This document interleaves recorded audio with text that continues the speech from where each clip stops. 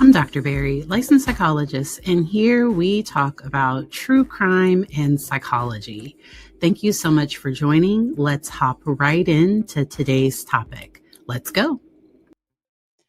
Welcome. Thank you all so much for being here. Please note that this case is quite triggering. So if you need to take a break from this case, no worries. I totally understand. I hadn't heard of something like this, and I will definitely follow the trial if this goes all the way to trial, because I think the defendant in this case might try to say that the victim consented to some of the things that happened. And I don't, I think there are some things, especially with our laws, I don't believe that you can consent to what happened in this case. All right. And so you can take a look at the video title to fill in the blanks for the word that I can't say this early in the case. This case is super, like, this is just so strange, so odd. Let me make the text a little bit bigger. It's been cool. There we go. Medium, and then make that. There we go. All right. So I do have a link to a video by Crime Fix. So Long Crimes Crime Fix channel. They did a very detailed video talking about this case. This was how I found out about this case. And a woman traveled to Florida from the UK, and I'm gonna get into her name and everything. Um, Let me go back. Okay, I'm trying to get a good still. There we go. And make myself a little bit bigger. There we go.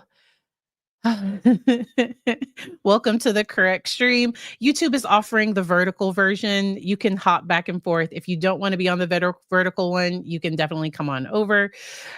So Sarah, I think this was more, I think this went beyond just a fetish to, I think she had thoughts of not wanting to be here, and then wanted, so it's my understanding she had received treatment for wanting to be capital M'd. Like, that was something that, in the midst of her deep depression, that was something, and she received treatment for it and then would be discharged from the hospital.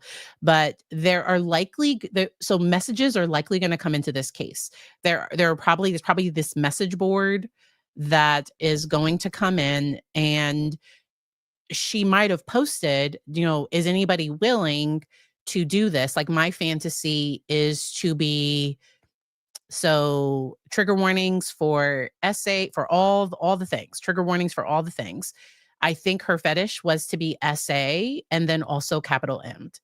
But I think in the moment, because there is evidence to say that she sent a message to somebody saying that she was trapped, she wanted to leave. The guy said the only way she could leave is if she capital M'd him, and that she would have to do that to him in order for her to escape. That there was no escape for her, which, like, that's not like that's going to be a problem, I think, for his defense. Thank goodness, because it seems like she changed her mind. And even if she didn't change her mind, I don't think people should be able to consent to be, like, violently harmed in this way. And on a different video, we did talk about like death dignity. So there are people with terminal illnesses, or there are some places where people can legally uh, die with dignity. And I've talked about those things on different videos. And normally they administer the medication to themselves. They go through a lot of counseling. There are all of they record them giving consent. As they're administering the medication to themselves, they're recorded again. Like, yes, this is my decision. This is what I want to do. Because it sounds like she changed her mind at some point, and he did not let her go. Now, an issue came up because she traveled to Florida from the United Kingdom, so from the UK, and she did have a return flight. So some people might say, well, if she was coming to do this, why did she have a return flight? But when you're going through customs, if you're flying on a one-way ticket, to enter a country, you have to have your return flight already booked. And so it's really common. So I don't know. I think a good defense attorney will try to say something like that, that she did come with this intention. She had to book a round trip ticket. If her family knew what she was traveling for, they would have called appropriately. They would have called the police. Um, and then I also heard that Grizzly True Crime covered this case, covered the arrest affidavit. And I'm going to put a link to her video down in the description once all of this is done. And so thank you, Sarah, for mentioning that. Yeah, Oregon has that. There are a few other places. And yes, I do believe that people are allowed to change their mind. And that's where we get into consent in general, that even for intimacy, for anything, a person can say yes at first, and if they say no, then consent is withdrawn, and it's no longer like that's consent should be enthusiastic, freely given, and a person should be able to withdraw it. I don't believe that you should ever be able to consent to be harmed in this way. Now there is like BDSM, so there is some like where people enjoy like, and they normally have rules. So within any type of kinky play or anything, like there are safe words, there are all of those things that kind of come into that. But this seemed to go beyond that. And there were things happening to her that it sounds like she did not want, she did not consent to. And that's where it makes it a clear crime. And he recorded videos of her saying, okay, like you told me to do this, right? Or like you wanted. And it's my understanding that when she's on those videos saying yes to those things, that it's almost like she's being forced to do that. And he was armed while doing all of this, and I think she was afraid for her safety and her danger. And then thank you, Just Call Me Kim, for mentioning that there was no safe word. And that's where there should always be, if people are going to like, that there should be some type of safe word. And to me, like if somebody loses consciousness, if certain things happen, I think that means consent. In my opinion, consent should be like, nope, okay, and things should stop, and safety should be maintained.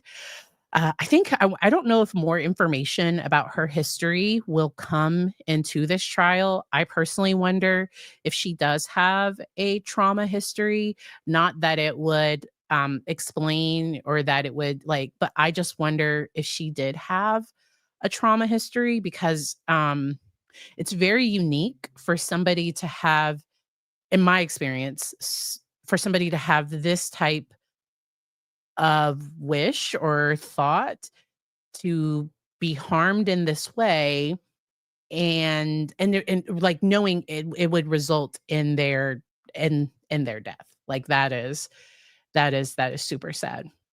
Yeah, and then thank you for mentioning that, um, that he was telling her what to say, but I think he was almost recording those videos for, like, if he did get caught, this it would be like, "Oh, well." So I do think he may attempt some type of defense that says she agreed to this. I don't think any jury is gonna, like, I don't know, but we'll see. We will see how this plays out. This case comes out of Florida. Florida has, so I do think I think when hearings happen, I think they'll likely be streamed, and people will have access to information. So, it's Sonia Exelby. She was reported missing in October, and her remains were found in Florida. Authorities from her hometown in England reportedly found evidence that she was having thoughts to harm herself, and expressed an interest in being. So there's word that I can't say on YouTube, but orchard. Okay. But like with a T in front of it. I think y'all know what I mean. She appears to have traveled for an apparent, and they're calling it a mission that, and allegedly met Dwayne Hall, who's facing charges in connection with her death. Authorities in Florida arrested him in connection with this. And let's see. And really how he was found is he used her debit card or credit card or something. And he initially lied to the police, of course. But he booked the Airbnb in his name. So there's all of this evidence that ties him to this case. He was arrested on November 17th. So that was last week. Earlier. So he was arrested on Monday. And all right. And on her computer, she indicated that she was traveling to the United States to be essayed and possibly capital M'd. So that evidence is on her computer. British investigators also found a letter where she wrote, that this encounter, that it could possibly leave her disabled for the rest of her life. Wow. And authorities identified Hall as the suspect after tracing him to an account that attempted to transfer money from her bank account several times since October 11th.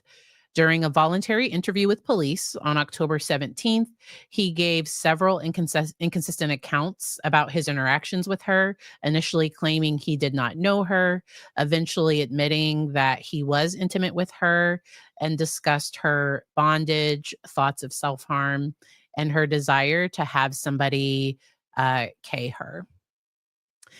He also allegedly said if he had to help her, he would bring her to Alligator Alley, where the wildlife would have taken care of her. Okay. He was charged with fraudulent use of a credit card and unlawful use of a two-way communication device. But then I think as they continue to look into things more, because there is video of him in Walmart. I think Kathy calls it the murder aisle. There's evidence of him buying the shovel, like all the things that he used to do the crime. Like he went right to Walmart and used his credit card. So I think he went twice. He went to Walmart twice. I don't know why people always pick Walmart. Poor Walmart. But yeah, like we have video of him in that aisle trying to buy the things. And I have to do my best to not side eye somebody. Like if they're I guess, because people, Home Depot too. I don't know why it's Walmart and Home Depot. Those are the two places where people like to go. Once again, we don't laugh because it's funny. We laugh because we're just trying to breathe through it and keeping all of this. So somebody says, what if the person just calls because they need someone to talk to? So maybe I might have missed part of those questions. Let me know if you all have any questions. I might have missed some questions as I was. Okay, there we go. Do people get taken to the psych hospital for calling 988? No, not because I think 988 is a confidential number. Now, if people agree, so if somebody says I have the if somebody is actively like, I'm about to do it right now, then I'm not sure how 988 handles that. But if somebody's just having thoughts, I think 988 will try to talk them into like making an appointment, going to a crisis center. For me, going to the hospital isn't always the best option for people. Sometimes there are crisis centers. Sometimes there is intensive outpatient. Sometimes there are other options. Now, if somebody is if they are having very strong thoughts and it's going to happen, then that's where going to the the doctor, or no, sorry, going to the ER is what anybody can do. Okay. I know I haven't heard of Lowe's. So I've watched a lot of trials. It's normally Home Depot. Home Depot and Walmart are the two that I continuously, and they have so many cameras. Such great, like, they have great systems to track everything. People also, they don't go to Target. Target would be a little bit more expensive. This is a very scary case, and as I mentioned, yeah. Yes, yes, yes. Um, they don't, yeah, so they don't do that. So they encourage people to call. I've had multiple clients that have used 988 call or text, if they were feeling just kind of down, just kind of having a difficult time, needed some support. And it's just a supportive person to kind of talk them through it. There is something called dialectical behavior therapy skills. And then there are therapists that specialize in treating those types of thoughts. Because there's some therapists where if you tell the therapist, like, the minute you say, I kind of had this thought, they're immediately sending you to the ER to be assessed. That is not my practice. If somebody tells me they're having those kinds of thoughts, we do an assessment and we talk about, okay, what are the triggers? What are your supports? We talk about safety planning. So I've had some people where if they live alone, they've agreed to stay with a friend. They've agreed to keep if it's a teenager, they keep their door open at night. We've talked about safety. Sometimes if they're using substances, sometimes we talk about harm reduction. But I know, because especially, like, so if somebody is using cannabis to manage feelings of pain, if they stop immediately, like, those thoughts might kind of come. So we kind of talk about managing, replacing any problematic or any so if the person is having coping that they want to change or reduce, we talk about ways to do it. But yes, dialectical behavior therapy skills, DBT, that's where we kind of learn to increase our tolerance. And then if I am working with people with those types of thoughts, we talk about decreasing their pain and helping them live a life that they want to live. And that's often one of the best things to do for a person, because often there's some pain point in their life. Some people, medication can be helpful. For some people, medication can increase those thoughts.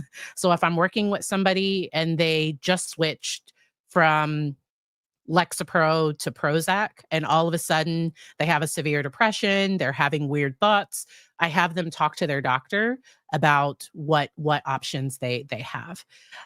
What do you suggest to families with adults struggling with this? Depending where you are, it can be a little bit more difficult to find support. So one of the biggest things, I think, is finding a therapist that's skilled in working with these types of thoughts or behaviors. I will make sure to link and we might watch, we'll see if we just watch a little bit of it or if I just link it. Because I do have a prior video specifically on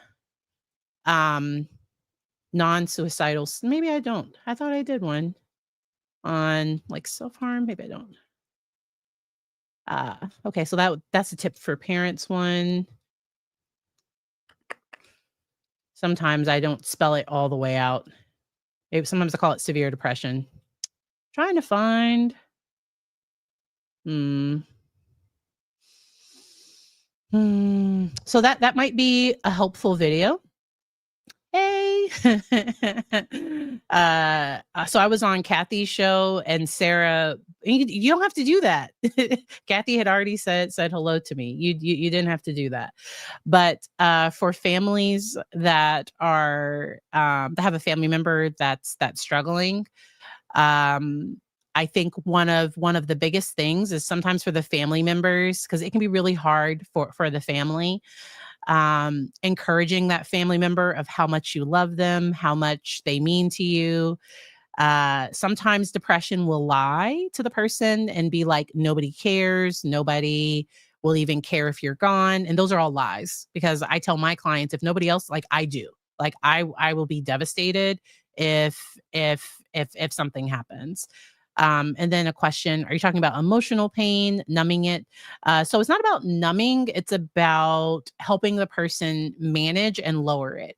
So if I'm working with a teenager that's being bullied at school, uh, because maybe that's one of the big triggers, we have to address the bullying.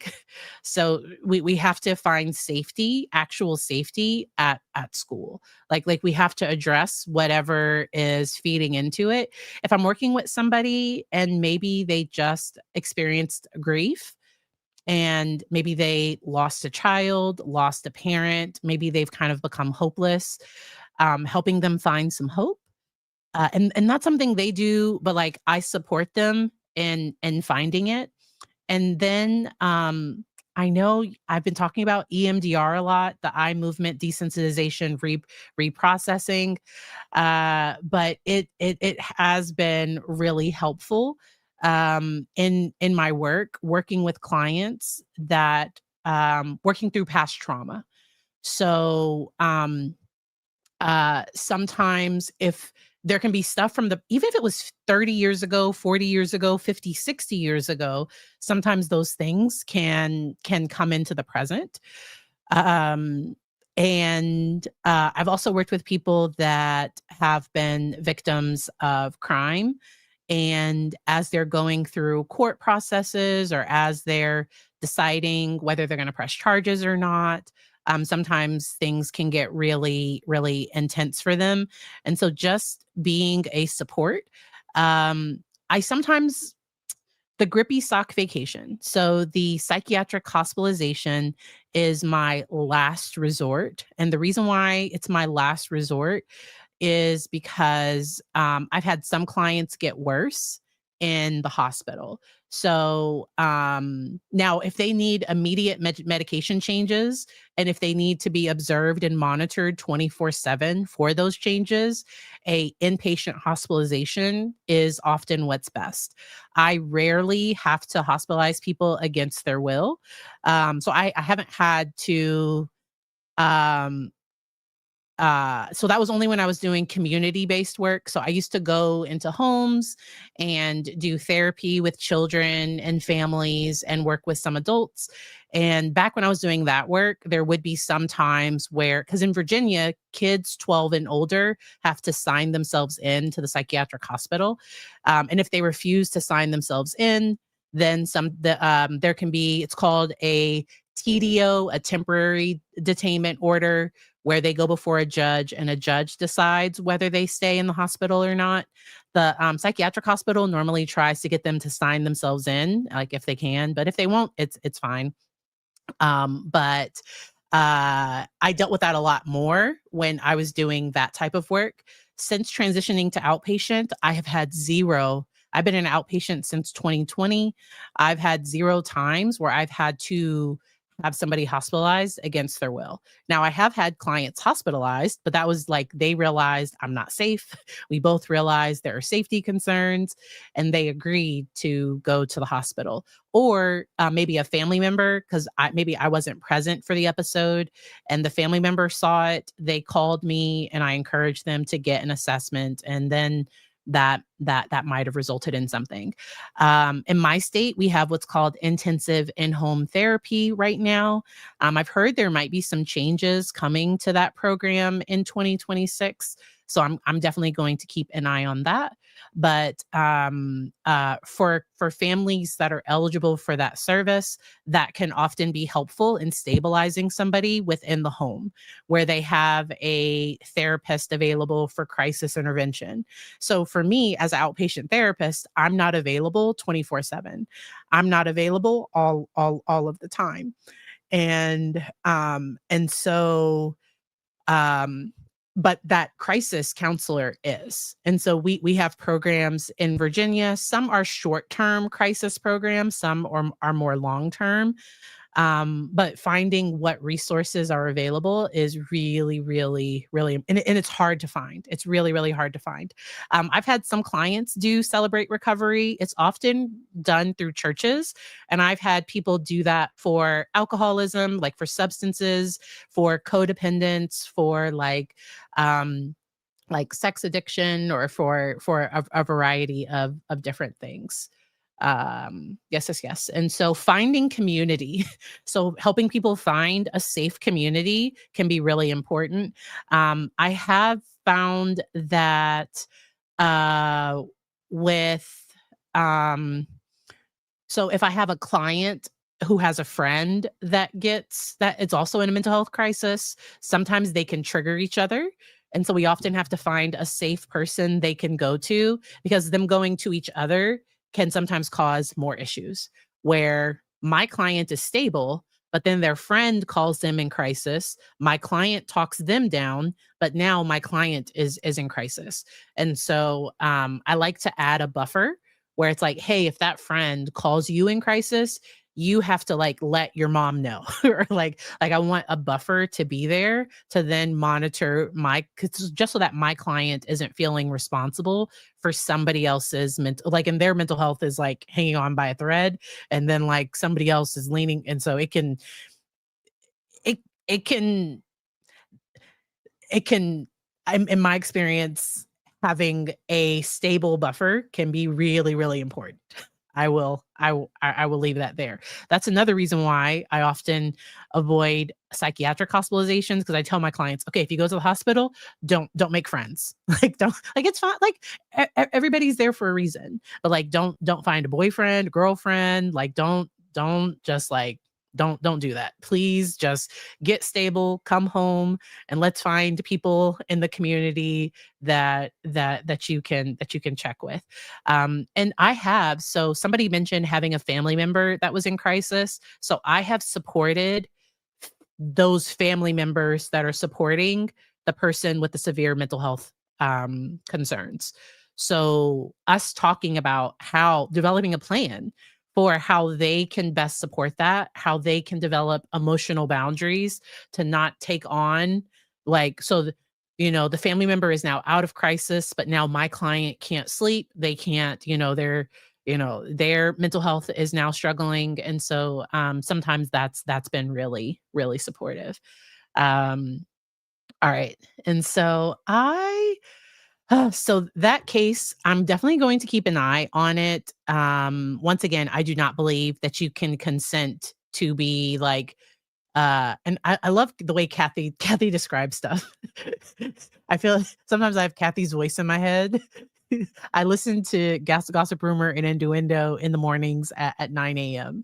And so she calls it the mortal coil. Is that the earth? What does she call the earth? Like this mortal coil, something like that. But like you can't ask somebody else to do that for you, for yourself. That's still a crime. That's still illegal. Um, so with self-help groups, people just have to be careful of what's called trauma dumping. So you can't trauma dump in therapy. Okay. So as a therapist, if my client contacts me in crisis, that is not like I am their therapist and it is my job. Like they need to reach out to me when they are in crisis. But like um, I encourage people, if they're going to reach out to a friend, to ask the friend, hey, I have a lot going on. I kind of need to vent. Are you in a place to hear that? If the friend says yes, go ahead. That's no longer, the person has consented to hearing the information. Okay. And so uh Mortal Coil is from Shakespeare. See, I didn't really read Shakespeare. Um, I like British, like, TV shows, but Shakespeare, and I like, Jane Austen. I watch a ton of Jane Austen shows. I like period pieces, but, I like the remake of Shakespeare stuff, but not the originals. So do I think AA and NA are helpful? So, I think that's where people can sometimes find safe community. I've worked with some alcoholics where going to AA was triggering for them. So sometimes they went to NA instead because hearing people just talk about drinking, sometimes that would be upsetting for them. But hearing people talk about like narcotics, that wasn't an issue. But sometimes with substance treatment, it's important because some people replace alcohol with then getting addicted to AA. Like, it's like they go to like 3 AA meetings every day, and like this is I don't like sometimes I want to make sure that they are having healthy coping, that they're working their sobriety, that they are in some type of other therapy if possible. There are some people where just going to AA is enough. For a lot of people it's not. So if it's not enough, finding other things. There are also different groups. So with AA, there can be closed meetings that sometimes get a little bit more like vulnerable. Like closed meetings are different than just open meetings. When I was taking my substance abuse class in grad school, we had to attend, I think it was 5 AA or NA meetings. And I only went to open meetings. I personally don't have a history of overuse of substances. Now, I am addicted to my phone and caffeine, and probably Netflix. I'm sorry. I am in pre-contemplation. I am not willing to work on those things yet. When I do want to work on it, I will.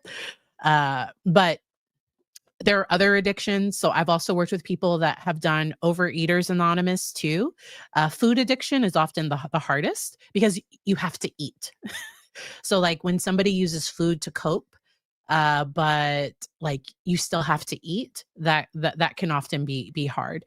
But some people have found comfort with Overeaters Anonymous. All right, y'all are the best chat. To be or not to be? That is the question.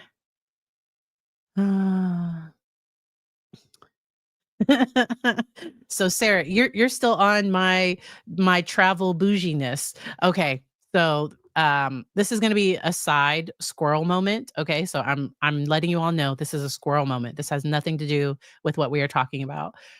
If I'm booking a flight and if it only costs $100 more to be in first class, best believe I'm paying $100 to be in first class. Now, if it's like 500, like if it's a whole lot more to be in first class, okay, but like if it's only $100 more, I will be in first class. I also only try to do direct if I can. I will drive an extra 45 minutes to have a direct flight. So in my area, I have DCA, which is Reagan National Airport. I have Richmond, which I mean it's further. I could, but normally you're not going to get direct flights out of Richmond. I haven't flown out of Richmond in forever. I also have IAD, that's Dulles. I also have Dulles International Airport. And then I also have BWI. I rarely go to BWI, but if there was a direct flight from BWI and not one of those other airports, I'm taking a direct flight. So uh, that's what it is. I also did, because Kathy was talking about a handsome bailiff earlier today, and I did go to the video. It was all right. Like, it was all right. Yes, you can stay inside. I'm almost done with this. Yeah, you can do YouTube Kids. I'm almost done. Let me know if y'all have any other general questions. Glad to share. Loud or it's fine? Let me know if you have any last minute questions. Volume? Okay, thank you. Thank you for being very considerate. Do you remember when I was doing the pigeon thing? Yeah, the pigeon thing, and it was too loud. Okay. Never? Oh, okay. I'll seat for legroom. So I like the window. If I'm by myself, I like the window, helps me feel grounded. I didn't fly for a while after 2020. Something happened. You all know. So when the world opened back up, I think 2022, I took my first flight again, and I normally don't get anxious on planes. Like, I almost had a panic attack flying the first time, and I needed the window seat, and I realized for some reason I need the window seat. So red is my favorite color. It's red, but I like to decorate with blue. So blue and gold are my favorite decoration colors, but red is my favorite color. I'm a Virginia Tech Hokie, and we have a game against Miami today. We're probably going to lose. I don't know. We'll see how it goes. We have a new head coach. I'm glad his voice came through. And my son calls them the turkeys and not the Hokies. Since they're gonna get ate for Thanksgiving The dinner. turkeys are going to be eaten for Thanksgiving dinner. Yeah. Correct. And you are. So the Hokies are different, but it's fine. We'll talk about that off stream. Hokies are turkeys. Okay. And I will burn Somebody them. said they've never been on a big plane. Okay, so going to Hawaii in a couple of weeks. So this will be your first time. So the biggest thing to do is breathe, bring some gum to chew. So bring something to chew for the popping of the ears, but just breathe. Have something to distract yourself, or again, that's fine. Have something to distract yourself. I forget if I have a video on flight anxiety. I know I did something on no, I don't have anything on fear of airplanes. No. But and then just breathe. Big planes often like I'd rather a big plane than a small plane. Small planes, mm, you feel a little bit more, and I would rather a big plane over a little plane. Often the hardest parts for when flying is takeoff and landing. Like those are two of the biggest things. Yes. Uh